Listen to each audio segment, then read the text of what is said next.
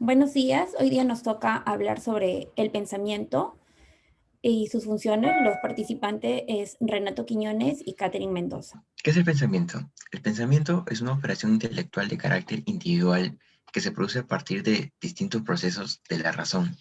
Los pensamientos son productos de que elabora la mente voluntariamente a partir de un orden racional o involuntariamente a través de un estímulo externo. Todo tipo de obra artística o científica se forma a partir de un pensamiento madre que se comienza a desarrollar y complementar con otros. El pensamiento ha sido descrito en la psicología como la capacidad de planear y dirigir en forma oculta una conducta posterior, lo que provenía de errores o permitía postergar las acciones para posibilitar adaptaciones mejores en su duración y efectividad. Este rasgo que no tiene apariencia, hizo en Ulterior análisis del significado de pensar. Se pone un énfasis decisivo en la inoversabilidad del pensamiento. El pensamiento de las personas tiene una serie de características como ser acumulativo y se desarrolla a lo largo del tiempo, ya que funciona a partir de estrategias de pensamiento que se van añadiendo entre ellas. Esas estrategias tienen la forma de apuntar y resolver problemas.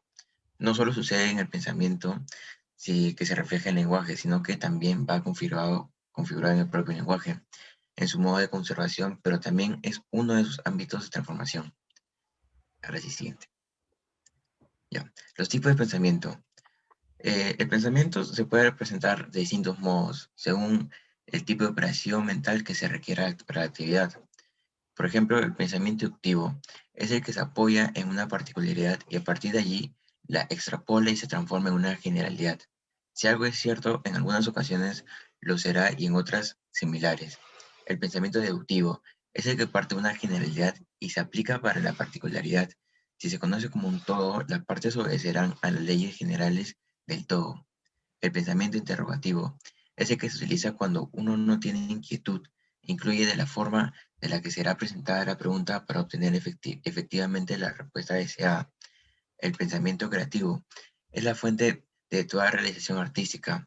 No es muy sencillo esta de explicar, ya que tiene una particularidad de no tener límites y estar abierto a la producción de cosas nuevas de cualquier índole.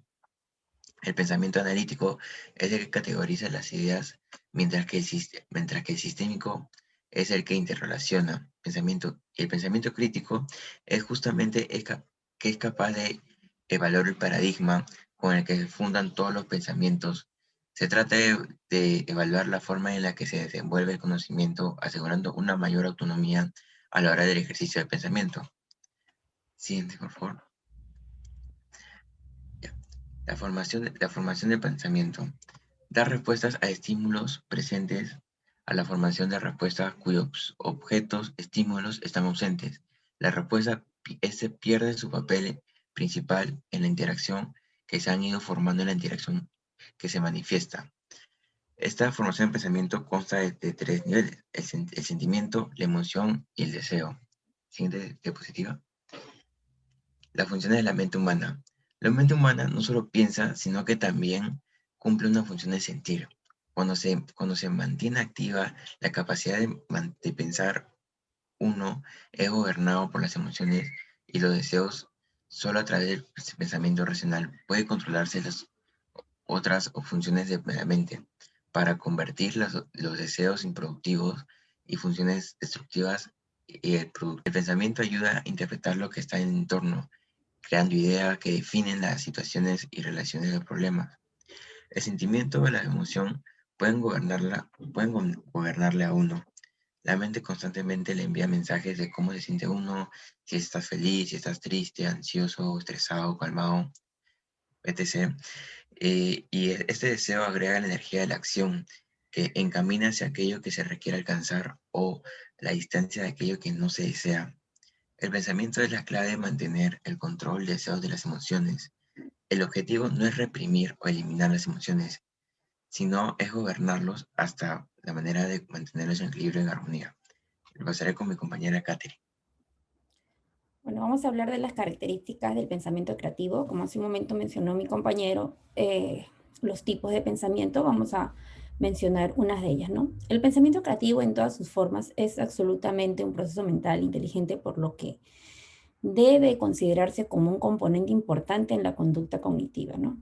Cada uno de nosotros somos capaces de pensar, crear y por lo tanto es un fenómeno universal. El pensamiento creativo da como resultado la producción de algo nuevo, algo novedoso que nosotros podemos crear. Incluye formas, disposiciones, elementos antiguos que nosotros hayamos visto. El pensamiento creativo en todas sus dimensiones implica el pensamiento divergente, en lugar de tipos rutinarios que podemos hacer. Finalmente, el pensamiento convergente, que la mente debe tener total libertad para deambular y crear una nueva idea. En el campo del pensamiento creativo, su parte externa es bastante completo y amplio. Cubre todos los aspectos del logro humano que pertenece a la vida del individuo. El pensamiento creativo. Este tipo de pensamiento ayuda a las personas a aparatar, a propiamente sus propias creencias, ¿no? Sus prejuicios, lo que nosotros lo llamamos como una crítica, ¿no? Entonces, las opiniones personales para clasificar nuestras creencias, descubrir la verdad, incluso pensa en un sistema de creencias básicos. Así que ocurre de establecer habilidades, destrezas cognitivas superiores para interpretar el análisis de evaluación. Indiferencias adecuadas, así como la explicación de información recopilada o comunicada, ¿no? Por lo que los resultados del juicio intencional, imparcial y autorregulador. Un pensador ideal es habitualmente curioso, bien formado, de mente abierta, flexible, imparcial, en la evaluación libre de su sesgo, prejuicios personales, honesto en la búsqueda de información relevante, ¿no? Hábil en el uso adecuado de habilidades como interpretación, análisis, síntesis, evaluación, extracción o conclusiones que una persona, un ser humano, pues tiene que hacer, ¿no? En una forma crítica de uno mismo. El pensamiento crítico es un proceso de pensamiento bien disciplinado, de un orden superior que implica el uso de habilidades cognitivas como la conceptualización, interpretación, como habíamos mencionado, análisis, síntesis y evaluación para llegar a un juicio imparcial, válido y confiable de la información de datos recopilados, comunicados por guiar unas creencias y acciones. ¿Cómo desarrollamos nuestro pensamiento? Pensar es uno de los aspectos más importantes del proceso de aprendizaje. Nuestra capacidad para aprender, resolver los problemas, depende de nuestra capacidad de pensar correctamente. Esto nos ayuda a adaptarnos y es necesario para una vida exitosa. Solo aquellos hombres, o en general personas, que pueden pensar de manera distinta, constructiva y cuidadosa, pueden aportar algo que valga la pena a la sociedad. Como ninguna persona nace como pensadora, uno no tiene que adquirir ese conocimiento de técnica y practicar adecuadamente el pensamiento, ¿no? Métodos que pueden ayudarnos a nosotros a desarrollar un pensamiento y entrenarlo, ¿no? Para que sea adecuadamente, ¿no? Dice, adecuación del conocimiento y la experiencia. La adecuación del conocimiento y la experiencia se considera un trasfondo del pensamiento sistemático. Por lo tanto, se debe tener cuidado de ayudar a los niños con los conocimientos y experiencias adecuadas, lo que se puede lograr mediante A. Capacitar a los niños para mejorar el proceso de sensación y percepción para adquirir un mejor conocimiento y experiencias para su mejora de su pensamiento crítico.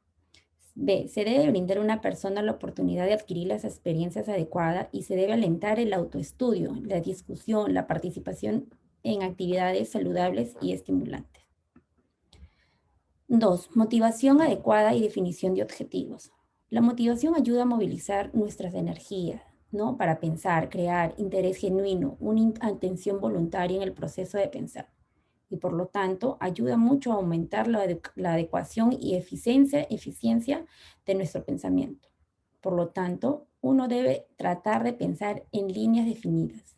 En fin, un propósito definido que una persona siempre debe tener, ¿no? Los problemas que resolvemos deben tener una conexión íntima en nuestras necesidades inmediatas y motivos básicos. Ese pensamiento debe estar dirigido en actividades creativas y productivas. 3. Inteligencia y sabiduría. La inteligencia se define como la capacidad de pensar correctamente y por lo tanto el desarrollo adecuado de la inteligencia es esencial para generar un pensamiento adecuado. Se debe tener el debido cuidado para utilizar la inteligencia, la sabiduría y las habilidades cognitivas para poder llevar a cabo el proceso de pensamiento. Algunos elementos importantes que involucran el proceso de pensamiento: las imágenes, los conceptos, los símbolos y signos, idiomas, actividades musculares y funciones cerebrales. ¿Qué errores del pensamiento nosotros tenemos que a veces no nos deja salir adelante, ¿no? O nos puede llevar hasta una depresión? Nuestros pensamientos, razonamiento y comportamientos de resolución del problema, todos influenciados en una gran medida de nuestro conjunto. Es una especie de hábito, una forma en que nos hemos acostumbrado a percibir determinadas situaciones. Todo lo registrado anteriormente en nuestras percepciones o experiencias proporciona la base para nuestro pensamiento presente y futuro. No cambiaremos de nuestra ruta el pensamiento preestablecido que conduce a un comportamiento rígido. Por lo tanto, nuestro pensamiento será defectuoso y perjudicial si no se basa en datos de informaciones correctas. Nuestros prejuicios, creencias y a veces no nos permite pensar con lógica. Llevamos a conclusiones erróneas debido a nuestros perjuicios, por lo que nos inclinamos a ignorar y a pasar por altos hechos que apoyan a una conclusión correcta, ¿no? Que no es un pensamiento correcto. Bueno, continúa mi compañero Renato. Las ciencias que estudian el pensamiento son la lógica, la filosofía, la psicología y la psiquiatría. Por último, la conclusión. En este caso hemos quedado en una conclusión mutua, que es que todo ser humano posee un cúmulo de pensamientos, dependiendo del nivel cultural que tengan y medio ambiente en el que se desenvuelvan. Como persona, por naturaleza se relaciona con los demás, se comunica en forma oral, escrita y no verbal. También este tiene ideas razonando, también reflexiona, conociendo, aprende y sabe cómo percibir lo que uno necesita, siente o desea. Es importante tener presente la filosofía del pensamiento, porque a partir de esta y de la reflexión se puede hablar del pensamiento en el ámbito pedagógico, es decir, del objetivo y lo concreto. Todo esto va conjugado con lo subjetivo, que es artífice de la ciencia y de la producción del conocimiento. Gracias. Gracias, profesor, eso es todo.